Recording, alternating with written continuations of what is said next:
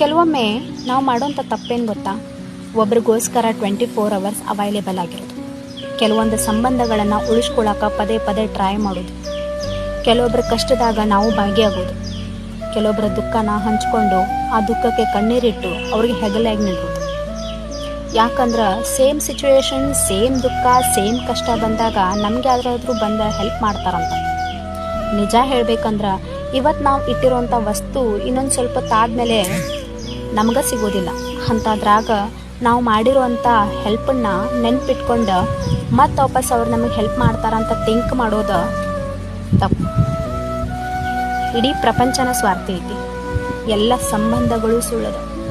ಯಾಕಂದ್ರೆ ಯಾವಾಗಿನ ಮಠ ನೀವು ಅವ್ರಿಗೆ ಅವೈಲೇಬಲ್ ಇರ್ತೀರಿ, ಯಾವಾಗಿನ ಮಠ ನೀವು ಅವ್ರಿಗೆ ಹೆಲ್ಪ್ ಮಾಡ್ತೀರಿ, ಯಾವಾಗಿನ ಮಠ ನೀವು ಅವ್ರಿಗೆ ಯೂಸ್ ಆಗ್ತೀರಿ, ಆವಾಗಿನ ಮಠ ಅಷ್ಟ ಅವ್ರು ನಿಮಗೆ ಕೇರ್, ಲವ್, ಅಟೆನ್ಷನ್ ಎಲ್ಲ ಕೊಡ್ತಾರೆ.